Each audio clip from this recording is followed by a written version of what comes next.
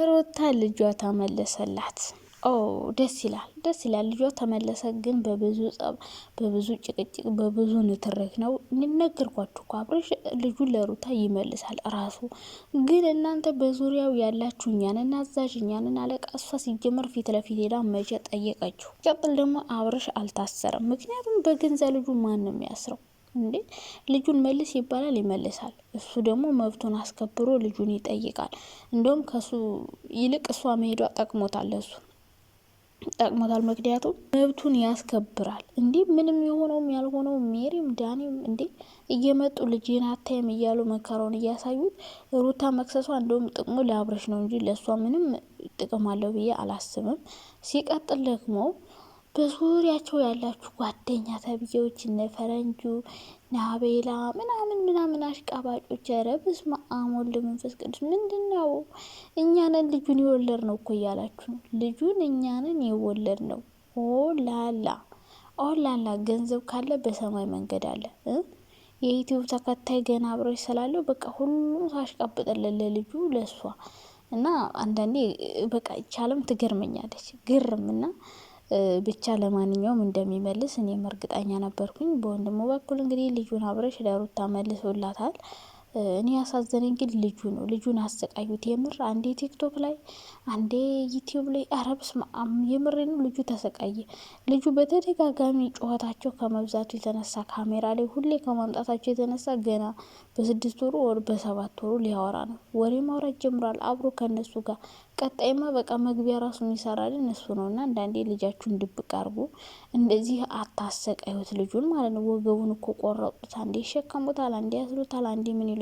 ና በልጃችሁ መነገድ ቢበቃችሁ ጥሩ ነው። ከዚህም በኋላ ቢሆን ቢያንስ አንዳንዴ ናፈቀን ሲል ኦዲየንስ ምን አለ ኦዲየንስ የሆነ ፕሮግራም ስታዘጋጁ አብራችሁ ስትሆኑ ምናምን ብታሳዩን በጣም ጥሩ ነው። ግን ትዳር እንደዚህ ከሆነ በአፍንጫ ይውጣ። እንደናንተ ከሆነ በአፍንጫ ይውጣ። ሁሉ ነገር ውሸት፣ ሁሉ ነገር ውሸት። ካላንተ መኖር አልችልም፣ ካላንቺ መኖር አልችልም፣ እሷን አጥቼ መኖር አልችልም፣ እሱን አጥቼ መኖር ይሄ ሁሉ ነገር ለካ ውሸት ነው ለካ። እና ስንት ነገር ተባብለው ነበር፣ ስንት ነገር የተባባሉ ጥንዶችና ፍቅረኛሞች። አሁን ደግሞ በቃ ምንም የማይታወቁ ሰው ነው እየሆኑ ያሉት። እና እንደዚህ አይነት በህይወታችን ውስጥ ያጋጥማል። ግን ደግሞ በዚህ ልክ መጠላላት አያስፈልግም። አንድ ሰው ካልተመቻቸ መለያየት ይችላል። ግን ደግሞ በጋራ የሆነ ነገር ካላችሁ ተስማምታችሁ ልጃችሁን የማሳደግ ግዴታ አለባችሁ። ልጃችሁ የጋራ እስከሆነ ድረስ እኔ ብቻ ነኝ ብዙ ጊዜ መያዝ ያለብኝ፣ አንተ ማየት የለብህም፣ ምንም አይነት መብት የለም፣ አርግዣ ምጨን የወለድኩት ምናምን፣ እንደዚህ አይነት ነገር ሊኖር ይችላል። አዎ ግን እሱ የእናትነት ኃላፊነትሽ ነው። ገብቶሻል አይደለ? ለአብረሽ ብለሽ ያደረግሽው ነገር ሳይሆን ለልጅሽ ብለሽ ያደረግሽው ነገር ነው። እና ልጁ መመለሱ ጥሩ ነው። ምክንያቱም ማግኘት ያለበትን ነገር ማግኘት አለበት። እነሱ በተጣሉ በተጨቃጨቁ በተነታረኩ ቁጥር የሚጎዳው ልጁ ነው። ሲቀጥል ደግሞ በቃ ብዙ ነገር አለው ጋይስ። ሲያድግ ራሱ የማንን ጸባይ ይዞ እንደሚያድግ እግዚአብሔር ይወቀው። እንግዲህ እንደዚህ እየተጨቃጨቁ በሁሌ ጭቅጭቅ እያየ ገና ካሁኑ ገና ከመወለዱ ጀምሮ እኔ እንጃ መጨረሻውን አላቅም። መጨረሻው ነው እየናፈቀኝ። ከዛ ውጭ ግን ሩታ አብረሽ በሚመጣ ሰዓት እውነት ነው እንደዚህ አሽሙር የሚይዙ ሰዎችን ቤት ሰብስበሽ ምናምን ማቆየት አለብሽ ብዬ አላስብም። እሱን የሚያስደብረው ከሆነ ሰው ቢኖር እንኳን ቢያንስ ዝም ማለት ይቻላል እኮ። ሰውን አለማናደድ፣ መጥፎ ቃል አለመናገር ይቻላል እኮ። የሆነ ሰው ከጠላሽ እኮ አለማውራት እኮ ነው ጸጥ ማለት። እና እንደዛ ማድረግ ትችላለች። ሌላው ደግሞ ሩታ ከአብረሽ ቤተሰብ ጋር ቡዜና ሩታ በጣም ከባድ ጸብ ላይ ናቸው ታውቃላችሁ። ቡዜ ሩታ በምታረገው ነገር በጣም የተነደደችባት ነው፣ የአብረሽ እህት ማለት ነው። ሩታም ደግሞ ለእሷ ልክ እንደ ትልቅ እህቱ ወይ እንደ ባል ቤተሰብ ሳይሆን እያየቻት ያለችው ልክ እንደ ጓደኛ እኩል እየመለሰችላት ነው። ይሄ መልሷ ደግሞ በጣም እያናደዳት፣ እሷም እንግዲህ ሳትለብሳ ሳትጎርሳ ትናንት በራሷ ቤት መታ ነበረ። አብረሽ በምታሰሩ ምናምን እንደተናደደች ብቻ ብዙ ነገር እያወራሽ ነበረ። ያም ማለያ ግን መታረቃቸው አይቀርም። ልክ አብርሽና ሩታ ትናንት ይቅርታ እንደተባባሉት እናንተም ይቅርታ ትባባላላችሁ። ምን ችግር አለውና ቡዜና ሩታን ደግሞ የአብርሽ ወንድም አስታርቃቸው። ምክንያቱም የቤተሰብ ጸብ መሆን የለበትም። ነገ የወንድምሽ ልጅ ልታይ ትሄጃለሽ፣ ፕሮግራም ትገናኛላችሁ። በጣም ብዙ ቦታ ስለምትገናኙ መጣላት አያስፈልግም። በተለይ የቤተሰብ ጸብ እያደገ ነው የሚሄደው። ከአብርሽ ጋር ተጣላሽ፣ ከዛ ከታላቅቱ ጋር ተጣላሽ፣ ከዛ ኔክስት ካለች ህይወቱ፣ ከዛ ኔክስት እያለ እናትና አባት ጋርም ሊደርስ ይችላል። እናትና አባት ደግሞ አብረው ሊጣሉ ይችላሉ። እንደዚህ አይነት ነገሮች እንዳይፈጠሩ እናንተ ካሁኑ ችግራችሁን ፈታችሁ ወደፊት መቀጠል አለባችሁ ብዬ ነው የማስበው። እህቱም አትናደጅ። በዚህ ልክ ቱግ አትበይ። እንደ ትልቅ ሰው ማውራት ትችላለሽ እንጂ በሆነ ወይ በጉልበት ወይ በመጥፎ ቃል ልጅቷ ልትመለስ ትችላለች ብዬ አላስብም።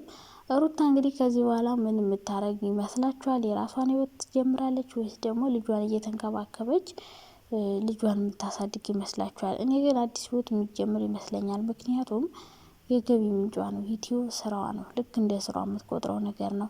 ሲቀጥል ይሄ ብሎግ ምናምን ብትሰራ ሰው አይላትም። ሰው የሚየው ምንድን ነው? ጭቅጭቅ፣ ንትርክ፣ ድብድብ፣ ቦክስ። በቃ ፍራንክ እንኳን ስንት ተጨንቃችሁ ስንት ተጠባችሁ ሰርታችሁት እንደዛ እንደ ድብድቡና እንደ ጭቅጭቁ አይሆንም ቪው ማለት ነው። እና የግዴታ ካፕል ካልሆናችሁ አንዳንዴ ዩቲዩብ ላይ ቪው አይመጣም።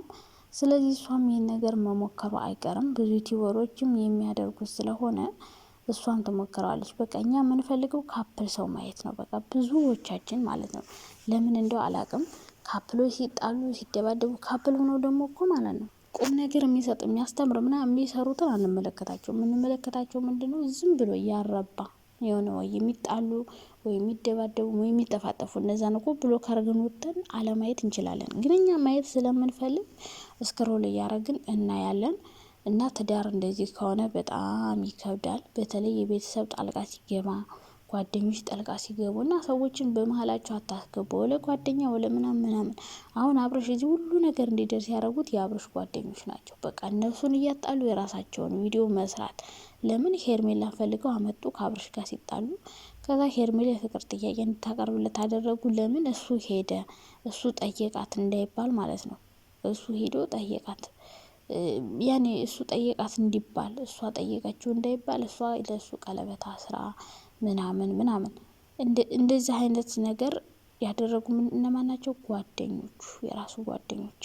ሄርሜላን ያመጧት እነሱ ናቸው። አሁንም ከዚህም በኋላ ሰው የምታስገቡ ከሆነ መቼም ነው አብራችሁ ማትሆኑት።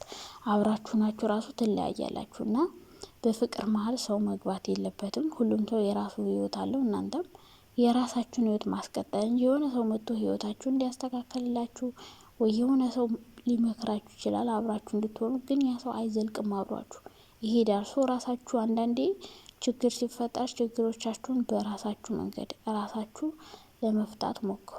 ቤተሰብ ጋር አታድርሱ።